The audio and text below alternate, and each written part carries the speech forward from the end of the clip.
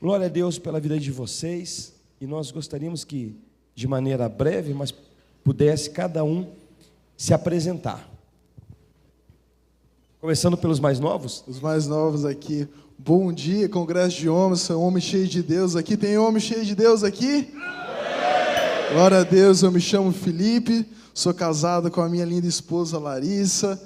Minha filha nasceu agora, Heloísa, amanhã faz 5 meses da minha filha.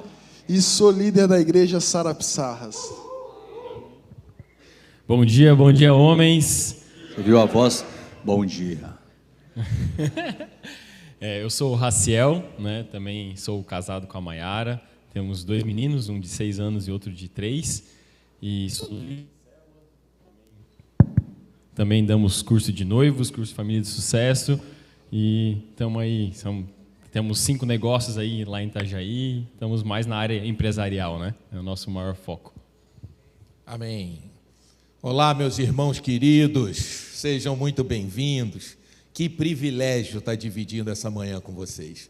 Meu nome é Luiz Manuel, sou pastor. Também, assim, sou um abençoado de ser pastor aqui na nossa Sara Balneário. Sonho que eu tinha e que Deus abençoou e me trouxe para cá. Problema deles agora, que me aguentem, né? E eu sou casado com a mulher plena. Vocês não sabem o que é isso. A pastora Ana Cláudia. E estou muito feliz de ver que esse congresso está sendo assim um marco, né, para o nosso movimento de homens na regional. Nunca mais a regional de homens vai ser igual como a partir de hoje. Que Deus abençoe todos vocês. Amém. Nós vamos ter que dar uma segurada em cada um deles, porque cada um deles, todos eles são pregadores, né? Todos pregam, então a gente vai fazendo aqui um bem bolado. Gostaria que vocês falassem o que vocês fazem. Cada um de vocês tem um ministério, pode falar do ministério, mas também no âmbito profissional, né, pode compartilhar conosco aqui. E já com isso, um dos maiores ou maior desafio que você teve na área profissional. Raciel, pode começar com o Raciel? Então tá. Meu principal negócio é um escritório de contabilidade, né? Foi o meu carro-chefe. E dele, a gente fundou outras empresas que são satélites, são dentro do nosso próprio ecossistema, né? Uma empresa de segurança do trabalho, uma empresa de BPO financeiro, uma corretora de seguros, uma empresa que trabalha na área de marketing e produção de conteúdos, e aí a gente vai trabalhando assim. E dentro da parte empresarial, né, eu sempre costumo dizer que eu acho que o maior desafio está na gestão das pessoas, né? Porque eu sempre costumo dizer que imposto tu aprende como é que funciona, legislação tu aprende como é que funciona, como lidar com o cliente tu aprende como funciona, toda a parte operacional tu aprende como resolve. Agora, como lidar com outras pessoas, que cada um tem a sua vida, tem os seus problemas, tem as suas situações, sempre foi um dos maiores desafios. Quantas pessoas hoje, Raciel, pegando o gancho, hoje você lidera, que trabalham para você, tanto profissionais registrados e prestadores de serviços? Tem quantas pessoas na sua equipe hoje? A gente chegou a ter 80 pessoas, né, embaixo da nossa liderança, e agora eu tive uma cisão dentro do nosso grupo, e hoje eu estou à frente de 22 pessoas, né, diretamente, com os que são nossos funcionários diretos, né? E aí fora fornecedores, clientes, nós temos mais de 215 clientes hoje ativos, né, com essa migração que a gente teve, então são bastante gente. Então, hoje, na área profissional, eu tenho uma distribuidora de peças de celular e também temos uma assistência técnica lá em Itajaí. E o meu maior desafio seria na parte de igreja ou empresa, bispo, para eu entender. Qual que seria para falar? Seria conciliar? Não. Qual é o maior desafio na parte desafio na empresa. Na empresa? O que é o desafio hoje? Porque muitos aqui trabalham, muitos têm seus negócios, e a ideia é entender o seguinte: como que você hoje encara, quais são os desafios e como que você encara esses desafios hoje?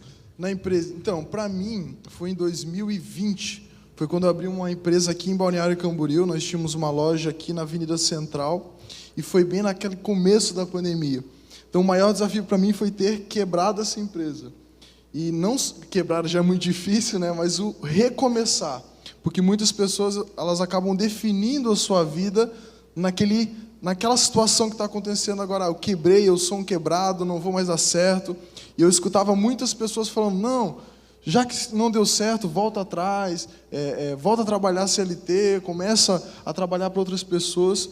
E esse foi o maior desafio. Então, eu sempre tive essa visão, Deus já tinha falado comigo que aquilo não era o meu fim, mas que Deus ia fazer tudo de novo, né? Então, o maior desafio foi recomeçar aquilo. Então, graças a Deus, a gente recomeçou. Pude abrir uma loja dentro de um mercado, vendi essa loja 10 vezes o valor que eu investi agora faz 2 meses. Então, esse recomeço foi algo extraordinário da parte de Deus, foi muito desafiador, mais na mente, no coração, de você vencer aquela derrota, né? Porque quando você quebra as dívidas, às vezes aquela coisa toda mexe muito com o teu emocional, né? E você conciliar entre estar na igreja, muitas vezes pregando a outras pessoas, né? E com a sua vida emocional destruída, mas você vê ali que Deus foi bom, o desafio não limitou e Deus pôde reestruturar essa parte em mim e podemos recomeçar. Você chegou com quantos anos na igreja? Eu cheguei com 19 anos na igreja. Você tem quantos anos hoje? 27. 27 anos. Quase 10 anos, não? Quase 10 anos. Uma salva de palmas, né? Uau. Fantástico, fantástico. Pastor Luiz. Bom, eu sou advogado, já pedi perdão a Deus, Ele já me perdoou, né? E já enfrentei, gente, tudo quanto é desafio que vocês podem imaginar em 38 anos de advocacia, né? O desafio maior que eu enfrento agora é porque eu tenho uma residência compartilhada, porque a minha família, meu escritório, minha vida é no Rio de Janeiro, mas o meu ministério é aqui em Balneário Camboriú. Isso não é fácil, é complicado, muitas vezes conflitante, né? Os netos questionam, filhos, mas enfim, eu e minha esposa, nós só conseguimos fazer isso com muita tranquilidade no coração, com alegria e empenho, porque nós sabemos que nós estamos no centro da vontade de Deus. Deus queria que nós estivéssemos aqui para eu viver um momento como esse que nós estamos vivendo, não é? Então, assim, não é fácil, é muito, muito difícil, muito cansativo. Eu tenho 61 anos, não sou mais um garoto, apesar de nem parecer, né, claro. Mas é muito cansativo, é muito aeroporto, né? Muitas vezes saudade de netos e tal, mas eu estou no centro da vontade de Deus. Então, se eu estou no centro da vontade de Deus, nada temerei, tudo me faz feliz, e o importante é seguir o ministério e ajudar muito, e principalmente os homens, né, a seguir em frente. Você tem um escritório, quantas pessoas trabalham, como que é? Também fala para nós aqui, para o pessoal saber, quanto tempo na média fica no Rio, quanto tempo na média fica aqui no Balneário? Eu tenho um escritório de advocacia, sei lá, 30 e tantos anos. Já foi um escritório que tinha 50 pessoas trabalhando, nós tínhamos 30 advogados, entre advogados e estagiários, né? Atuávamos em todas as áreas do direito, menos a criminal, porque na minha época de estudante, a área criminal era só para bandido, né? Bandido, traficante e tal. Agora não, o criminal está uma maravilha, que advoga para tudo quanto é empresário, político, né? Agora os caras estão ficando milionários, rapaz, uma beleza, né? Mas na minha época não, era um troço chato ser advogado porta de xadrez, como chamava, né? Então, assim, tinha um escritório muito grande e conforme depois que eu me converti, é uma história muito longa, mas depois que eu me converti, eu tive umas mudanças muito sérias na minha vida em relação a propósito. E daí eu comecei a reduzir o escritório, veio a pandemia, e eu reduzi mais ainda o escritório e comecei a fazer sistema de parcerias. E hoje, o meu escritório sou eu, mais 2 advogados e os assistentes, e parceria em todas as áreas do direito. Mas como eu quero ser só pastor, né, eu estou há 2 anos que eu não pego mais cliente novo. Porque a advocacia não é igual, né? O cara vai lá, paga e termina o trabalho. Não, o processo leva muitos anos. Eu quero encerrar os processos que eu tenho para poder me dedicar exclusivamente ao meu ministério. E quanto tempo faz esse ping-pong? Esse ping-pong, eu tenho procurado ficar entre 1 semana e 10 dias no Rio e o resto aqui em Balneário. Mas Luiz, você chegou já rico, né, na faculdade, rico? Nada, cara. Já chegou montando o seu escritório? Vendi o almoço para comprar o jantar. Eu estava outro dia contando para uma garotada lá que está começando que na minha época não tinha computador, não tinha telefone celular, nós tínhamos que ir todo dia ao fórum. Todo dia você tinha que ir à justiça. E eu trabalhava muito com justiça federal, né? Então era a justiça mais elitizada e tal. Mas eu tinha que ir todo dia na justiça. E não tinha dinheiro para esse negócio de parar para comer, almoço. Eu comia, era um quibão que tinha lá no Turco da esquina da justiça. Aquele quibão, eu falava assim, se sustentava os caras no deserto, vai me sustentar, né? Aí comia um quibão daquele e foi muito difícil, foi muito duro, mas eu não posso reclamar. Deus me ajudou muito. Eu fiz a minha parte, é verdade, mas Deus ajudou muito. Seguindo essa pergunta, pastor Hélio, queria que vocês falassem com quantos anos chegaram na igreja, com quantos anos começaram o seu negócio e o que vocês estão fazendo na igreja. Nós sabemos que é pastor, né? Que é a área que está liderando. E aí eu já vou começar com as perguntas. Legal. Que Pergunta. o pessoal fez e não fizeram poucas perguntas. Já estou com 30 perguntas aqui. Uau.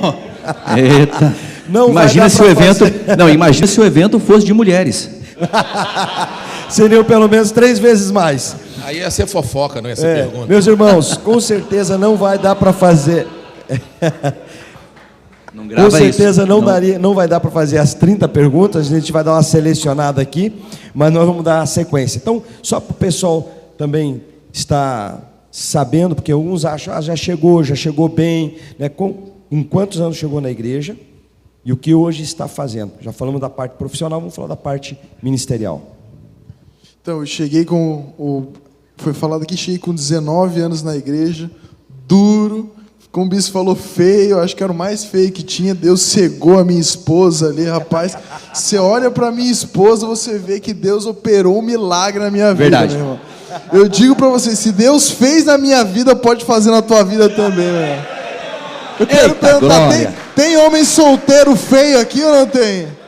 Olha Cara, só, Deus vai fazer na tua vida, meu irmão. os que não levantaram a mão, Não, aí é só misericórdia do Está Senhor. na casado, vida. é porque está casado. Eu cheguei com 19 anos, eu abri a minha empresa com 23 anos ali, abri, e hoje eu estou com 27, faz 4 anos que eu estou empreendendo, e hoje, atualmente, eu sou pastor da Sara Pissarras, lá. Para mim, é a igreja mais linda do sul do Brasil. muito bom, muito pastoreando a igreja. Acho que é melhor para garantir. Então tá. Eu me converti para Jesus, né? Com 22 anos, mas eu vim para Sara Nossa Terra em 2018. Então eu já estava ali com 27, né? Tinha acabado de ter o meu primeiro filho. Foi quando a gente resolveu migrar para Sara Nossa Terra. De lá para cá a gente foi seguindo os passos, né? Revisão de vidas e tal. Daí a gente começou a ser hospedeiro, depois líder de célula. Chegamos a ter, já fui líder dele na equipe, né? Na equipe dele. Depois a gente chegou a ter uma equipe também de adultos na igreja. E aí com o nascimento do segundo filho a gente deu uma esfriada um pouquinho nesse lado, porque estava mais pesado lá em casa. Então a gente ficou só como líder de célula. E aí começamos a ministrar alguns cursos que daí são trabalhos mais pontuais, né? Como o curso de noivos, lá em Itajaí, o curso de Família de Sucesso, né? E aí a gente vem trabalhando aí, né, mais nessa área, né? Indo para o lado empresarial, eu atuo na área empresarial já desde 2011, quando eu tinha 21 anos. Tá? Mas, se eu for dizer, realmente, quando eu comecei a me portar como uma empresa, né, que é uma diferença muito grande, principalmente quando a gente fala de profissionais autônomos, como, né, o pastor Luiz aqui e tal, que a gente fica só naquela visão de cabresto, de eu vou fazer o meu e deu. Quando eu virei a chave de, não, eu quero ser um empresário de contabilidade, não só mais um contador que tem mais de 200 lá em Itajaí. Né? Foi em 2018, e aí, escuta bem o que eu vou falar agora, através de uma palavra desse homem que está aqui. Eu já falei para ele o testemunho, né, do final de 2017, de novembro de 2017 a março de 2018, eu quebrei totalmente esse meu trabalho como autônomo, perdi todas as minhas fontes de rendas, que era um trabalho de consultoria financeira. Deus foi lá e cortou tudo, porque eu tinha desviado meu coração, tinha colocado na segurança do dinheiro que eu tinha lá na minha conta bancária, e aí eu não sabia mais o que fazer. Eu estava sentadinho lá atrás, né, lá onde tem aquele moço que está com o boné preto, está escrito Jesus, assim, um pouquinho mais para a esquerda lá. E eu estava num momento onde a igreja estava passando pela primeira reforma, tinha acabado de se mudar para cá, estava levantando dinheiro para fazer essa reforma aqui, e esse homem de Deus deu uma palavra para mim e falou o seguinte: pega aquilo que tu tem e coloca em prática. E aí eu, um cara que nunca tinha trabalhado no escritório de contabilidade, por mais que era contador, e a faculdade não ensina a ter escritório de contabilidade, é totalmente diferente. Naquele dia, não sei porquê, eu estava usando o anel de contabilidade que eu ganhei, eu não gosto de usar, mas naquele dia, não sei porque eu estava usando e eu estava com a mão levantada e eu falei, vou abrir escritório de contabilidade. E aí foi seguindo e tal. Falei para minha sogra, se eu fechar com 10 clientes até o final do ano, está tudo certo. Naquele ano a gente terminou com 20. E a gente foi indo, dobrando, triplicando, aumentando, né? E aí, em 5 anos, nós estamos entre os 5 maiores escritórios de Itajaí. Uau, uma salva de palmas. Eu não sei. Não, e o cara levanta às 5 horas da manhã para correr ainda, né? Não, e outra coisa, eu não sei o que aconteceu, acho que a palavra, na verdade, quer dizer hoje para você, a palavra não estava completa. Vou te deixar agora a palavra completa. Vai, faz o que tu tens e me coloca como sócio.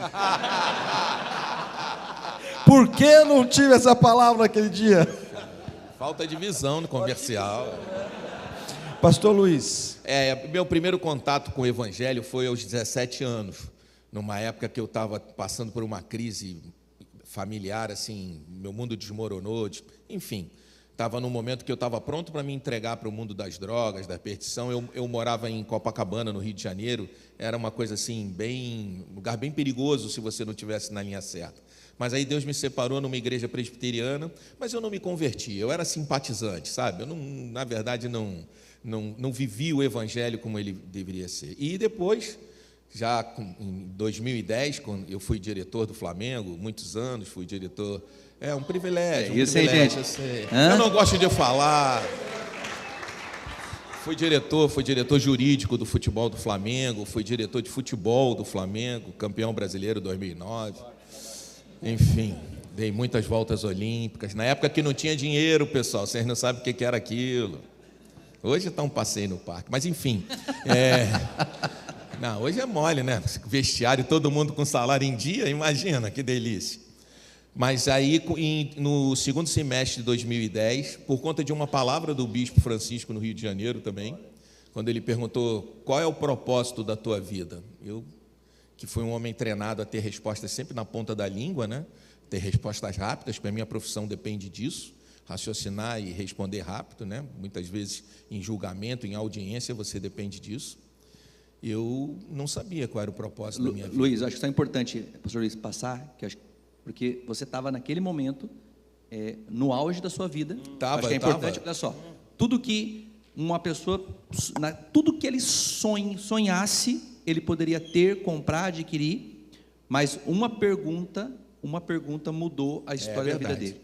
E essa pergunta ela só teve relevância porque eu tinha tudo isso que você falou materialmente. Eu falo isso com muita humildade, por favor, eu não tenho nenhum orgulho disso.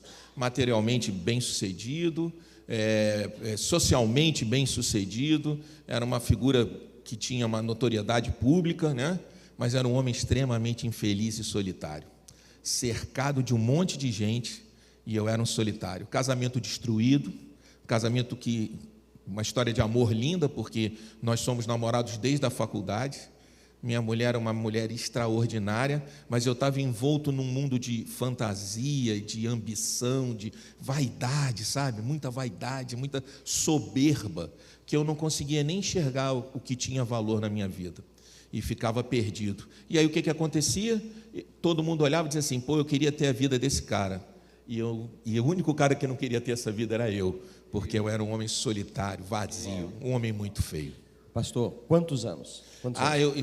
Rapaz, em 2010, nem sei mais, faz as contas aí, estou com 61, 47 anos. José, rápido. Então, a palavra que você recebeu aos 47 anos. Quantos anos chegou na igreja? 19 e 22. E aqui na Sara com 20. Então vamos fazer assim, 22, 27 e 47. Ok? Para a gente situar aqui também. Eu já vou para as perguntas que chegaram aqui. Quero agradecer, porque algumas perguntas são direcionadas para o Sefer, para o Raciel, para o pastor Luiz. Tem alguma pergunta que é assim, eu tenho um primo que gostaria de saber, porque tem esse negócio também, né? Olha aqui, pastor, olha essa pergunta, pastor Hélio. Já que você está provocando isso, a primeira vai ser para você, pastor Luiz, é o seguinte. Eita. Essa é extremamente importante. Espera lá. Deixa. Já chegou aqui quase 50 perguntas. Tira o QR Code. Pastor Luiz, já que você provocou, vamos lá. Pastor Luiz, com o tempo, a frequência sexual diminuiu? Isso é um problema? Essa foi aleatória, hein? Só lembrando, viu? Essa foi do primo. Por gentileza, a pergunta aqui não vai nome, nós não sabemos quem é, tá? Desculpa, eu não falei isso no início, talvez você ficou um pouquinho intimidado, mas eu gostaria que quem fez essa pergunta se levantasse. Que não ficaram, né? Tô brincando. Vamos lá. Vamos falar dessa área, que é uma área extremamente importante. E você viu que o bispo Ireno começou a falar inclusive isso. Olha, deixa eu dizer uma coisa para vocês. Eu fui criado em Copacabana. Na nata da malandragem. Copacabana, quem é bobo, conserta relógio de pulso com luva de boxe embaixo da água. O bobinho, entendeu? Então, assim, não me orgulho, mas eu tive um treinamento forte, entendeu? Não era crente. Tal. Então, assim, fui bem treinado, entendeu? Tenho uma escola boa. Saúde e disposição não falta no velhinho ainda aqui, entendeu?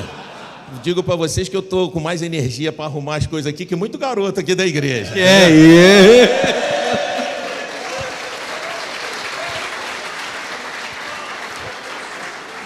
Mas tem uma coisa que vai manter a minha vida sexual sempre ativa. Porque quando eu conheci Jesus e ele entrou no meu casamento, eu descobri o que era o amor por uma mulher. Uma vez eu ouvi uma pesquisa, uma ninfomaníaca alemã tinha tido não sei quantos mil parceiros, uma vida sexual totalmente devassa.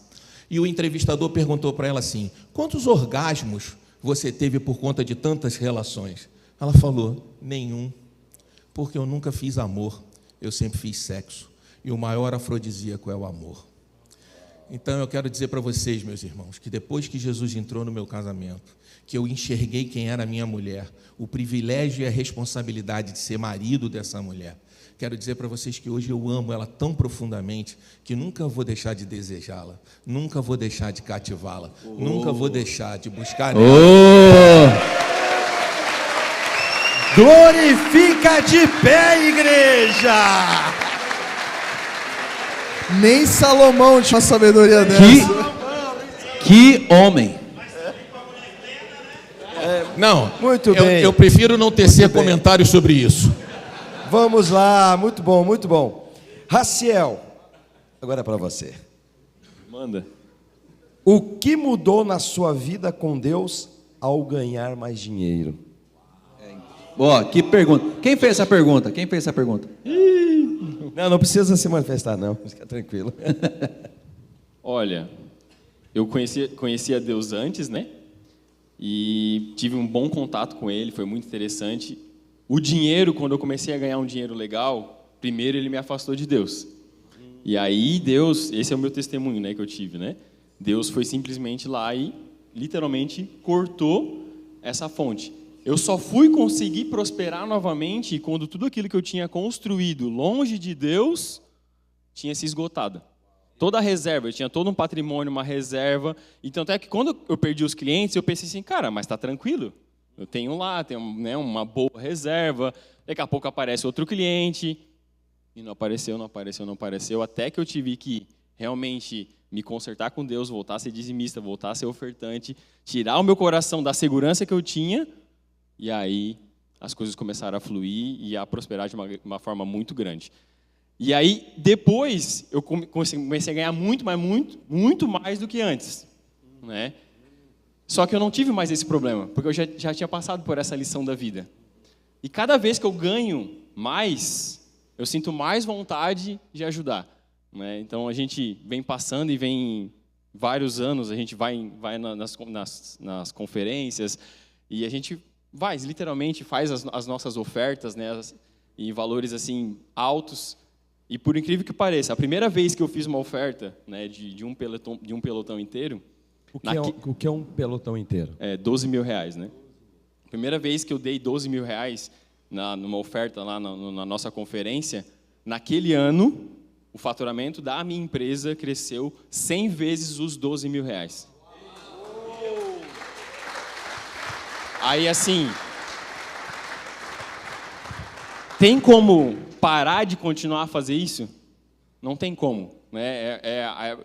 A Bíblia ela é muito clara, ela vai dizer, né, que os homens têm uma sabedoria, mas a sabedoria de Deus ela é diferente da sabedoria humana.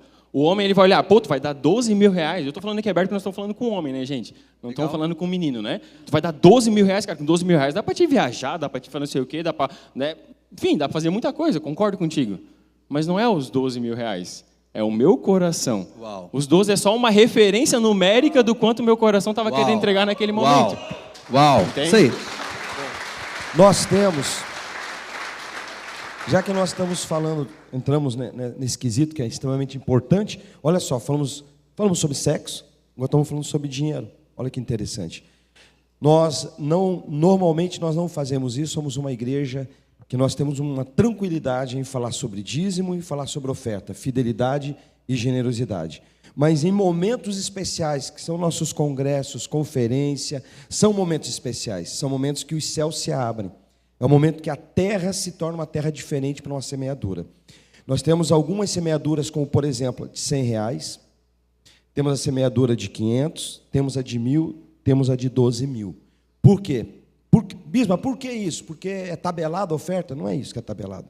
É porque um dia, 100 reais foi para uma pessoa, foi o máximo que ela podia dar. Verdade. Aquele era o sacrifício. Então, prova o coração.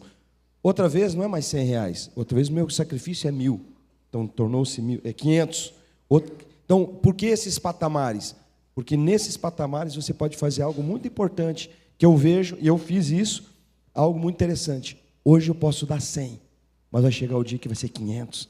E Deus abençoe a pessoa da 500. Hoje está sendo 500, mas vai ser um dia que vai ser 1.000. E vai ser um dia que o Senhor vai dizer, eu vou chegar, Deus vai me abençoar de tal maneira que eu vou dar um pelotão inteiro. Amém? Nós fazemos pelotões juntos, por exemplo, de 12 discípulos. Um time tem 12. Por que um pelotão? Acho que é importante entender, gente. Acho que nós somos homens e o homem tem entendimento. O homem tem menos emoção e mais entendimento. Isso é muito importante. E o entendimento vai nos trazer direções. Por que 12? Porque 12 é o número de governo. E um time, Jesus teve 12. E o Senhor espera que nós possamos ensinar, ajudar pelo menos 12 pessoas. Bispo, eu trabalho com elétrica, glória a Deus. Você vai ensinar pelo menos 12 pessoas nessa terra a ser um eletricista. Bispo, eu trabalho com vendas. Deus te deu unção, Deus te deu habilidade, Deus te deu um envio para você poder formar uma equipe ou ajudar, no mínimo, 12 outros vendedores nessa terra. Você é um líder de célula, Deus te deu essa unção para você formar outros 12 líderes de célula. E Deus te deu a unção para você poder chegar a milhares, 1.000 reais. E você, em nome de Jesus, vai ter um pelotão de 12 mil. Amém. Quantos podem dizer amém? Quantos pegaram isso, essa chave de semeadura? Levanta a sua mão em nome de Jesus. Queria que o Raciel fizesse uma oração nesse momento, querido, pela sua vida, pela sua empresa. Eu sinto de fazer esse momento, essa oração, Raciel. Em nome de Jesus, você vai crescer. Temos aqui vários irmãos e jovens que cresceram na sua empresa, porque eles foram crescendo com desejo de semear ao Senhor. Amém? Levanta a sua mão, Raciel, faz essa oração. Senhor, neste momento, ó Pai, em comunhão com todos os irmãos que estão aqui, com homens que estão debaixo da Tua palavra, Senhor, que estão crendo na Tua palavra que está sendo lançada aqui sobre a vida deles, ó Pai, que Tu irá fazer as mãos destes homens prosperarem. Aleluia. Em nome de Jesus. Aleluia. Pai, neste momento, quebra todo o pensamento negativo com relação à sua situação financeira, ó Pai, quebra todo o pensamento negativo com relação à sua empresa, ao seu negócio, ó Pai, e coloca pensamentos de prosperidade, ó Pai. Tira todo o pensamento mundano de que aquilo que a gente recebe, o que é bom é aquilo que a gente pode ofertar na Tua palavra, ó Pai. Esta terra que nós estamos aqui pisando, ó Deus, é uma terra fértil, que a partir de hoje, esses irmãos que estão aqui, eles possam possam decidir por nesta terra fértil colocar o fruto do seu trabalho, Aleluia. para que contigo, ó Pai, eles possam vir a frutificar 100, 200, quantos Amém. mais tu pode fazer, Amém. não só na área financeira, ó Deus, sim. porque nós sabemos que tu faz a prosperidade em todas as áreas das vidas de cada homem aqui. Senhor. Abre as portas do céu para cada negócio, ó Pai. Dá discernimento para cada um aqui, ó Deus, que eles possam saber, ter sabedoria, mas a tua sabedoria para fazer aquilo que tu queres na vida deles e nos seus negócios, ó Deus. Essa é a nossa oração. E só quem quer receber essa prosperidade, diga amém. Aleluia! Glória a Deus! Séfer, agora vai para você. Como conciliar empresa, Boa pergunta. igreja e família? Boa pergunta, né, Boa pastor pergunta. Éder? Boa Né? pergunta. Você É a também, pergunta- né? Você também tem trabalho, tem negócios, É a viaja. pergunta que mais tem que responder, bispo. Hoje, o que mais recebo é essa pergunta. Mas você que vai responder. Glória a Deus. Então, para mim, a maneira mais clara é que muitas pessoas elas levam um pouco de cada em cada área. Vou dar um exemplo para vocês. Às vezes a pessoa está lá na igreja pensando no trabalho, resolvendo os problemas do trabalho. Ou a pessoa está em casa resolvendo os problemas da igreja. A pessoa está na igreja resolvendo os problemas de casa. Então, o desafio é conciliar todas essas áreas é você ser 100% em cada área. É desafiador, mas precisa acontecer na mente. E isso é um papel do homem. Por quê? Porque a esposa está junto nessa rotina, a família está junto nessa rotina. Mas quem coloca esses limites é o homem. Então, por exemplo, você vai perguntar para os meus discípulos, ele tem que conversar com você à noite, naquele horário que eu estou com a minha esposa, na quarta-feira, meu discípulo não pode me ligar. Ele já sabe disso. Por quê? Porque é o dia do casal, é o dia da família, é o dia da minha esposa.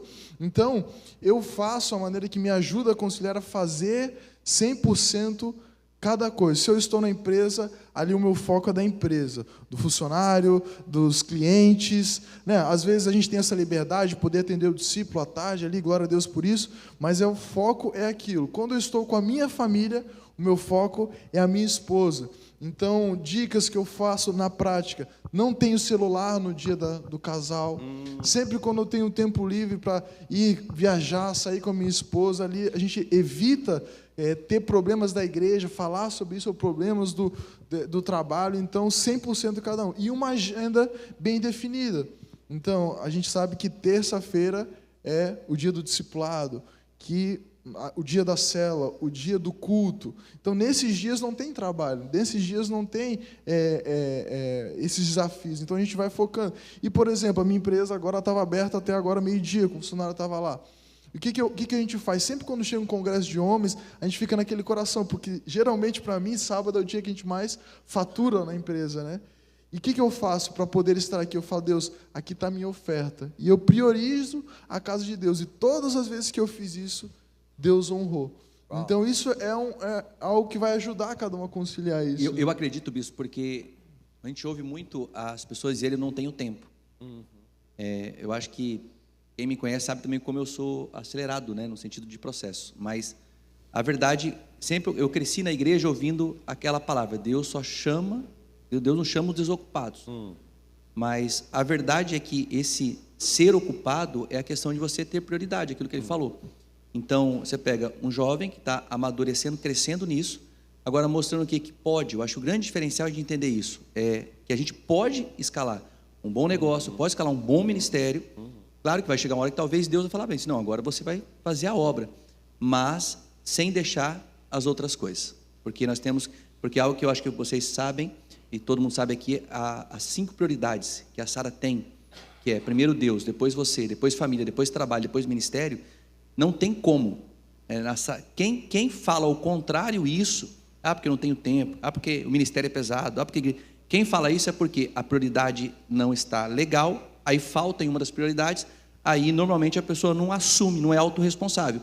Ele é vítima e é mais fácil culpar o ministério ou as pessoas. Maravilha. Isso é muito forte. Eu lembro de uma palavra do bispo, não lembro qual era o bispo, mas ele falou o seguinte: fazei essas coisas sem omitir as outras, né? E tem muita gente que dá Bispo desculpa. Tales. Bispo Ele Tales, fala exatamente. sobre isso. E muitas pessoas dão desculpa, ela dá desculpa: não dá para mim no ministério cuidar da família. Quando a pessoa fala não dá, a realidade é que ela está omitindo alguma área da vida dela. Ela tem fracasso naquela área e a desculpa dela é o trabalho, a empresa, aquilo. Só que quando você coloca o teu coração alinhado às suas expectativas, você fala, não, Deus vai me dar graça para conseguir todas as coisas. E eu posso dizer isso para a glória de Deus. Eu tenho um casamento bom, eu tenho um casamento maravilhoso, o meu ministério é abençoado, a minha empresa hoje está conseguindo, né, sustentar a minha vida, onde a minha esposa consegue ficar em casa. Então, essas coisas foram acontecendo, não quando eu fui abrindo. A gente escuta muito, né? Não, agora eu vou abandonar o ministério para cuidar da minha casa, vou abandonar o ministério ou para cuidar da minha empresa. Não precisa, Deus vai honrar, você vai conseguir fazer as duas coisas, né? Isso é possível. Aleluia! Uma salva de palmas ao Senhor. Vamos dizer junto, fala comigo. Nós vamos prosperar em Deus nesse tripé. Fala comigo. Na minha vida com Deus, meu ministério, na igreja, nos meus negócios, na profissão e nas finanças, na família, no casamento e na minha vida pessoal. Amém, amém, amém. Fazer mais uma rodada então de perguntas aqui. Essa para pastor. Vê se vem um negocinho agora decente para mim, pelo amor de Deus. Aqui. Pastor Luiz, como desenvolver hombridade e maturidade para lidar com as responsabilidades que Deus nos entrega? Falando isso, por uma pequena aba sobre a dificuldade do homem, muitas vezes, amadurecer. Isso traz problemas nas demais áreas, né? Assim, eu sou um homem do século passado, né? Então, assim, na minha época, o homem era homem, né? Os pais, né, os professores, treinavam você para ser homem, né? Meu avô olhava para mim quando eu fazia qualquer quiriquiqui e dizia assim, honra a tua calça aí, né? Então, assim, esse conceito de ser homem era uma coisa muito forte, uma coisa que você tinha orgulho de ser homem, né? Engraçado. E a geração, esse mundo que está aí fora agora, ele meio que tirou esse orgulho da gente, né? Eu vejo na geração nova, né, o camarada que tem uma postura mais firme, uma posição mais firme, ou então assim, uma personalidade mais forte, ou ele é imaturo emocional para os terapeutas, né? Ou então ele é machista para os outros, né? Vamos colocar assim, né? Para os todos. É porque eu tenho uma teoria de que quem é todos não é nades, entendeu? Então assim...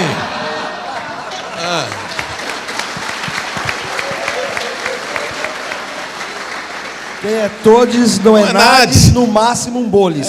Pois é, e assim, e é fã do Mussum, que já, né, enfim, né? Então, assim, eu reconheço que nos dias de hoje é muito difícil para nós homens, né? Outro dia eu quis ver um filme na Netflix, e tinha um filme, eu gosto de filme de aventura, né, essas coisas, essas bobeiras, né?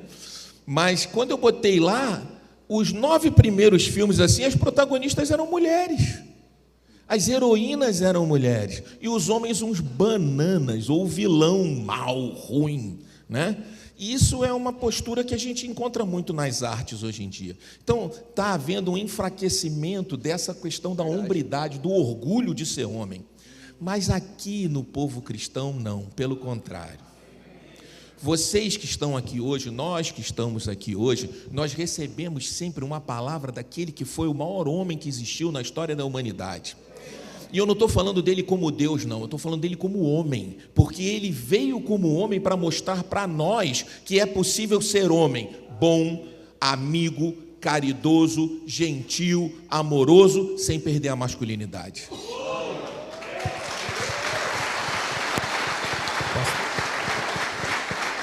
Pastor, como não ser apaixonado por esse Jesus, não é, bispo? Pastor, deixa eu só fazer um complemento rapidinho. Por favor. Quando o pastor Pedro estava cantando aquela música, como virão se ninguém... Não há quem pregue, como virão se ninguém, né, se dispor. A gente normalmente, quando escuta essa música, a gente pensa no ministério, né? Abrir igreja, célula e tal. E Deus ministrou uma coisa no meu coração que eu já estou trabalhando há uns 3 meses. Inclusive, fiz um trabalho com 10 homens lá em Itajaí, que é bem nessa área. Deus também está falando disso na nossa casa. Como a sua mulher, os seus filhos, suas filhas ouvirão se você, que é o homem da tua casa, não prega? Como os seus filhos e a sua esposa virá para a igreja se você não está chamando eles, não está levando eles para ir? Às vezes a gente, homem, a gente fica se omitindo. Às vezes a gente não quer. Vamos no culto, amor? Não sei. Ei, é você que tem que falar. Vamos no culto todo domingo. Tchau! Vamos na célula? Não, vamos na célula. Mostra quem manda, homem. Não, e isso que você está falando é muito importante, porque o homem cristão, uma das prioridades dele é ser o sacerdote da sua casa. Ser sacerdote não é aquele sacerdote da antiguidade que era servido, não. Ser sacerdote é aquele que serve, é aquele que protege. Como você não pode sair de casa sem abençoar sua esposa, você não pode, com seus filhos, antes de dormir, não abençoar os seus filhos. Essa é a proteção espiritual que nós damos. Não é só a proteção financeira, nem a proteção natural. A proteção espiritual é a principal função do homem cristão. E que muitas vezes deixa para a mulher fazer. É ela que ora, é ela que busca, é ela que convida para ir para a igreja. É verdade. Por quê? Porque também, bispo, muitas vezes nós temos que entender que o homem cristão, ele tem que ter uma palavra de autoridade, mas não uma palavra autoritária. Então o homem fica às vezes olhando e quer ter uma palavra autoritária. Se ele não tem a palavra autoritária, ele se omite, a famosa omissão adâmica. Então, queridos, o homem cristão, ele tem autoridade sim no mundo natural, mas ele tem muita autoridade no mundo espiritual. E nós precisamos exercer essa autoridade de filhos de Deus, para valorizar, sim, a vida e o sacrifício de Jesus na cruz. Foi para que nós, que hoje, como o bispo Cristiano me ensinou, somos a última esperança dessa humanidade. Nós, homens cristãos, aqui é o último quartel que vai recolher homens que estão sendo destroçados aí fora. Somos nós. Eu fui, por 3 vezes eu tive o privilégio de ser missionário na África, em Guiné-Bissau. E, na verdade, eu recebi muito mais do que eu levei, né? Mas se teve uma coisa que eu aprendi nessas missões, é que a miséria daquele lugar não era o maior problema deles. Essa miséria, ela era ancestral, e eles já estavam acostumados a sobreviver a essa miséria. O maior problema daquele local é que eles não tinham referências para sair dessa miséria. Eles estavam fadados a ser miserável porque eles não tinham referências. E quando nós chegamos lá, os missionários cristãos chegaram lá, começaram a mostrar para eles que eles tinham valor, que eles precisavam respeitar suas mulheres, que eles precisavam respeitar a família. Isso é outra coisa que a gente tem que ter muito forte no nosso coração. Então, esses homens que estão aí fora, queridos, essa geração que está aí, né, como a gente fala brincando do todes, eles não têm referência para deixar de ser todes. Nós, povo de Deus, esses que estão sendo treinados aqui, num movimento como esse aqui, nós somos a referência para eles poderem olhar e dizer assim: meu Deus, eu quero andar assim, eu quero ter desse jeito, eu quero ter essa palavra. Amém. Glória a Deus. Gente, eu não sei como que está aí para vocês, mas aqui a gente está fazendo esse bate-bola, e, enfim, estamos tão concentrados, mas está sendo riquíssimo. Como que está aí para vocês? Está sendo riquíssimo, riquíssimo, com cada insight maravilhoso, não é? Menos a parte sexual, né, rapaziada? Raciel, para você, e mais uma para o Cefra, para a gente completar a rodada.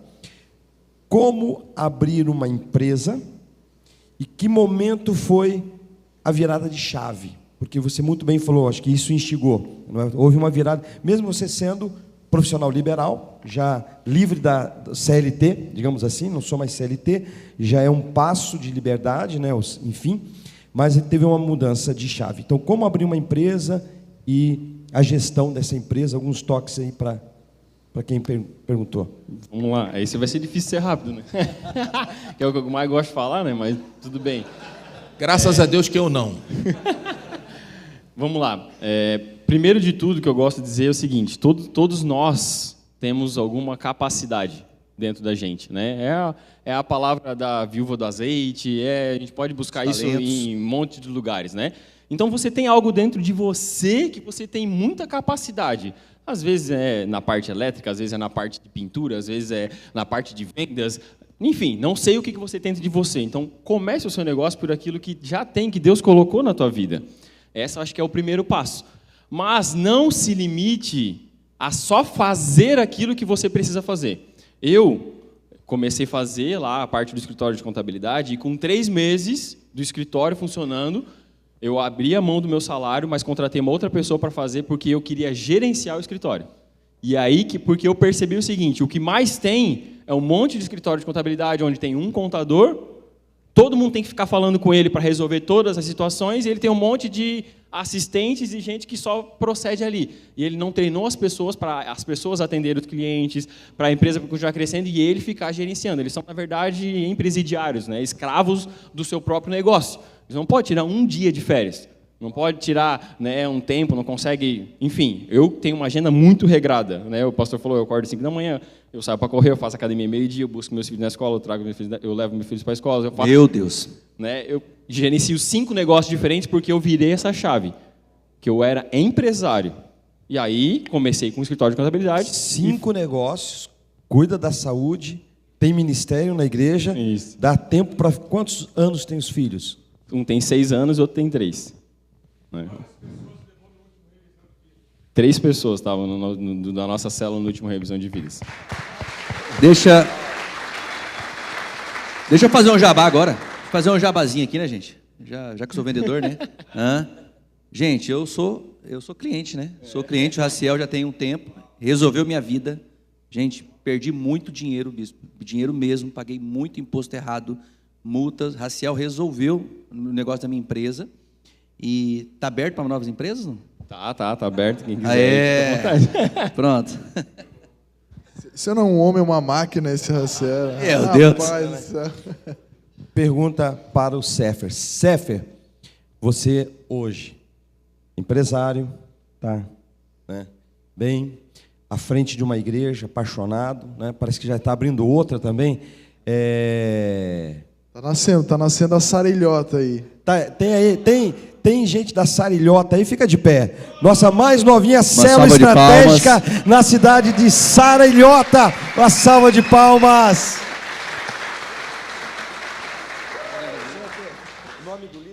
O nome do líder lá é Juan, junto com a esposa dele, a Duda ali, homem de Deus. Levaram, se não me engano, 10 pessoas para revisão de vidas agora. 10 pessoas para o revisão de vida dessa célula. Salva de palmas. Uau! Glória a Deus. Pergunta, ministério, você largaria tudo se o seu líder te chamasse para largar tudo e começar algo do zero em alguma outra cidade, estado ou nação?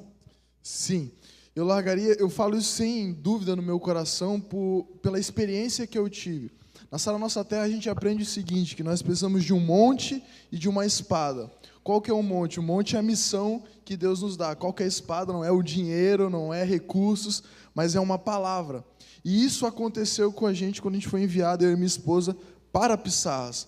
Nós fomos enviados pelo bispo Cristiano em 2019, antes da pandemia. Tentamos lá, não deu certo, fechamos uma célula.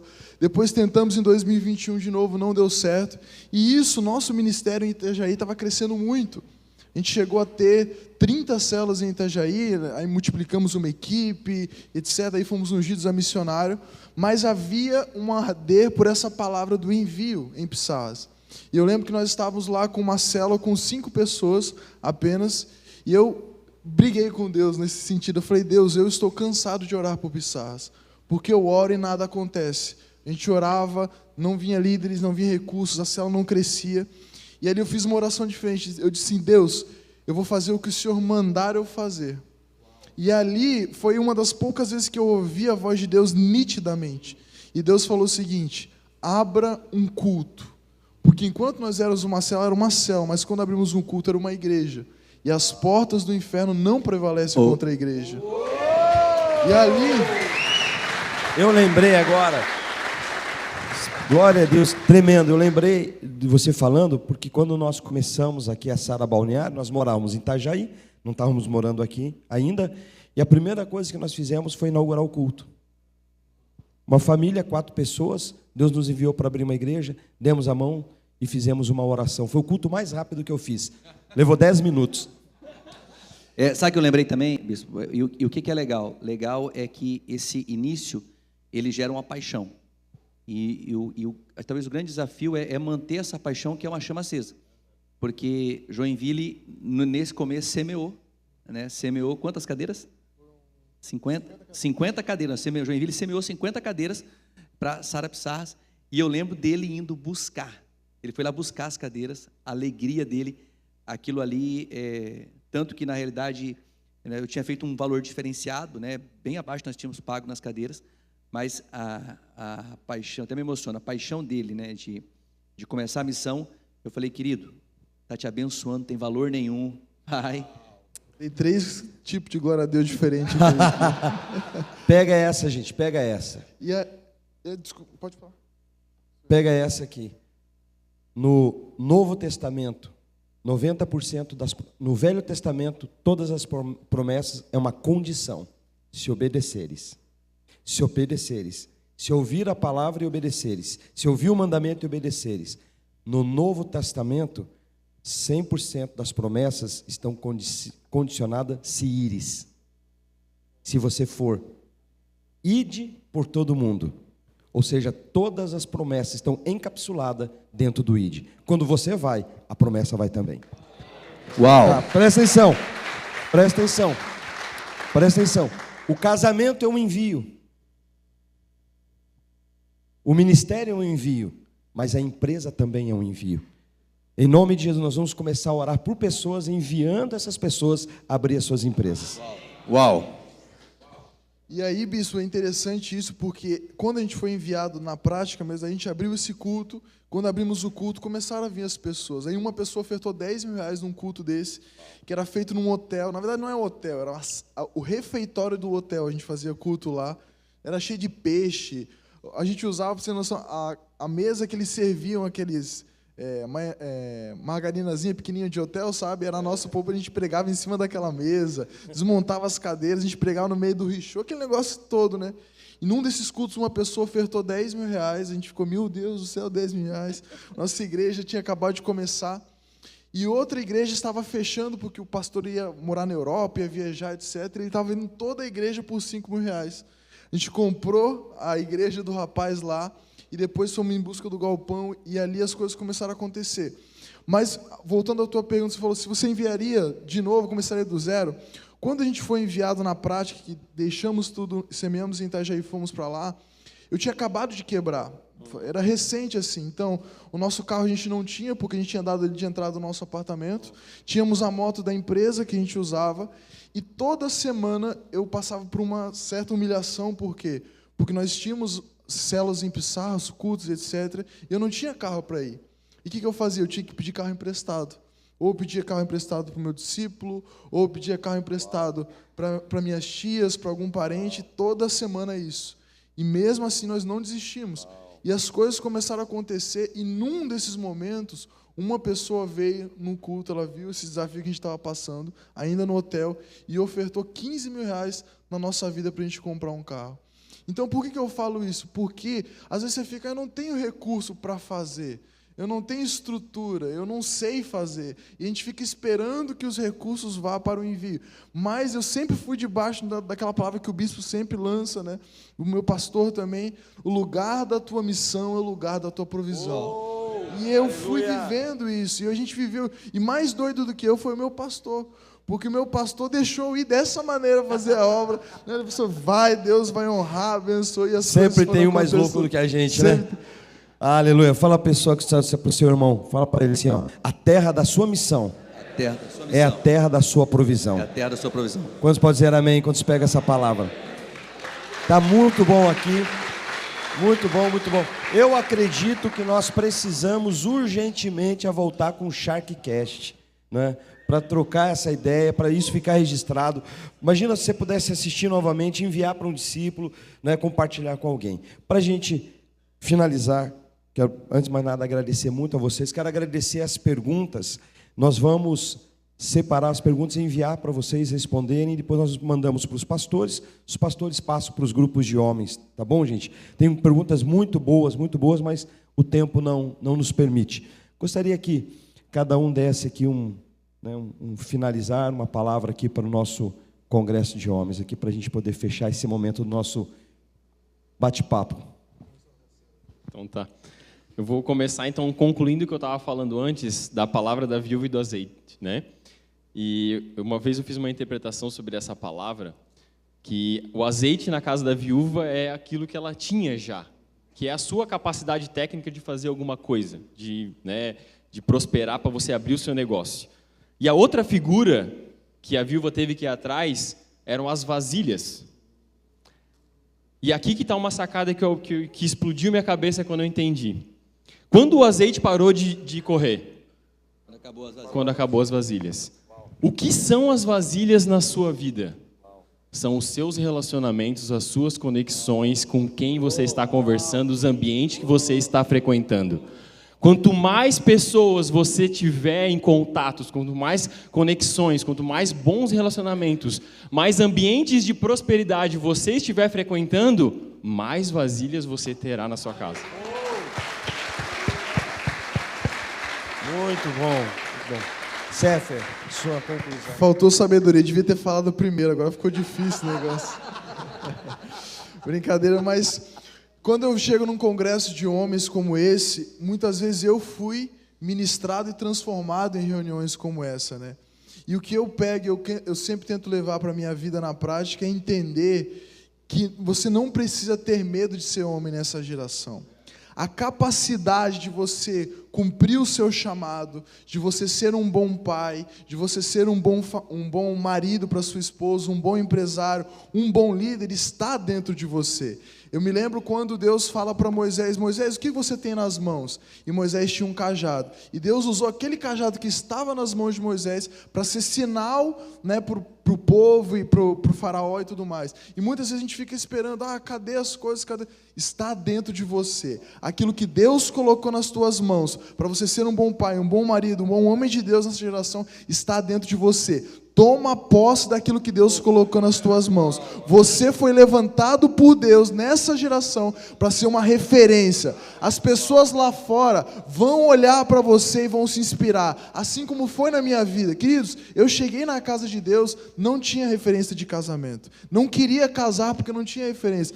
Na minha família, etc. Mas eu lembro até hoje, quando eu olhei para a família do bispo Cristiano, eu vi um pai que amava a esposa, eu vi filhos com um bom relacionamento com o pai, eu vi uma família cumprindo o propósito, opa, a família que eu via lá fora que não havia referência, essa eu não quero, mas esse tipo de família eu quero, e isso já está dentro de você. Você vai ser referência para essa geração. Uau, uau. Você, homem, toma posse disso, amém?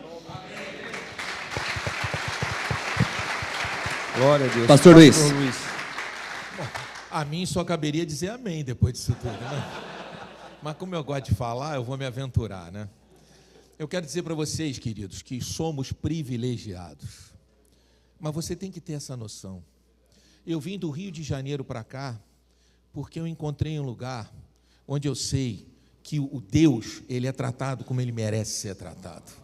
Onde eu sei que Deus, ele é louvado como ele tem que ser louvado. Eu vi essa igreja nascer há 10 anos atrás. Eu cheguei nessa igreja, o Pedro era cabeludo, tinha umas 15 pessoas num salão de hotel, e eu estou sendo generoso com 15, tá? Mas eu sempre vi a unção que esse lugar tinha. Quero dizer para vocês que a nossa regional, e aqui eu quero falar da igreja, a nossa regional, ela é uma regional privilegiada. Nós somos cercados de homens de Deus com palavra poderosa e ungidos. E essa unção, ela recai sobre cada um de nós. Mas você precisa ter noção disso. E não ter medo da responsabilidade que é hoje ser pai, marido, filho, pastor, empresário, patrão. Não. Tenha satisfação disso, porque é um privilégio que Deus nos dá, de juntos, com tanta unção, com tanta oração, com tanta palavra, de nós superarmos as nossas limitações e não nos escondermos diante da vida. É um privilégio, queridos, marchar com vocês. É um privilégio dividir um sonho como esse de ter 300 homens num encontro desse, num congresso desses. Meu Deus, vou matar o pessoal do Rio de inveja. Vou botar a foto, não vou falar, só vou botar assim, encontro de homens. Pá. Então, o que eu quero, só para finalizar mesmo, é dizer o seguinte: queridos, vamos valorizar aquilo que Deus está nos dando. Uau. Valoriza a igreja que Deus te deu. Valoriza o líder que Deus te deu. Se espelha nele. Olha para as qualidades dele. Esquece os defeitos. Os defeitos você tem talvez piores do que o dele. Mas olha para as qualidades. Olha para onde você pode melhorar na vida daquele homem. Presta atenção nas palavras que Deus traz para você todo domingo, toda terça-feira, toda célula. Não seja um religioso, seja um homem de Deus. Não queira pouco na sua vida espiritual. Tenha ambição espiritual maior do que você tem na tua ambição material. Uau. Porque a ambição material, queridos, eu falo isso como advogado, quando acabar o teu tempo aqui, é herança para os teus herdeiros brigarem. Mas a tua vida e a tua riqueza espiritual, aquilo que você amealhar na tua vida espiritual, vai te acompanhar por toda a eternidade. Glória a Deus. Glória a Deus, glória a Deus, glória a Deus. Pastor Éder, meu companheiro aqui desse podcast, faz sua consideração final. Bispo, eu acho que foi de muita valia, né? Poucas palavras pelo tempo, mas palavras com sabedoria. Oséias 4:6 tem um texto que mexe conosco. Ou seja, meu povo padece por falta de conhecimento. Como o pastor deixou bem claro, nós não somos perfeitos. Somos homens lutando todos os dias para vencermos. Vencermos como empresários, vencermos como pastores, como líderes, vencermos como marido, como pai, como filho. Somos pessoas normais, não somos anjos. Mas à medida que nós vamos buscando esse conhecimento, essa sabedoria de Deus, nós vamos colocando o conhecimento natural também em prática. Como o bispo Rodovalho deixou bem falado na última Santa Ceia. Seremos homens espirituais, mas que vamos produzir resultado no natural. Muito obrigado a todos vocês. Aleluia. Muito obrigado, queridos. Vamos ficar de pé nesse instante.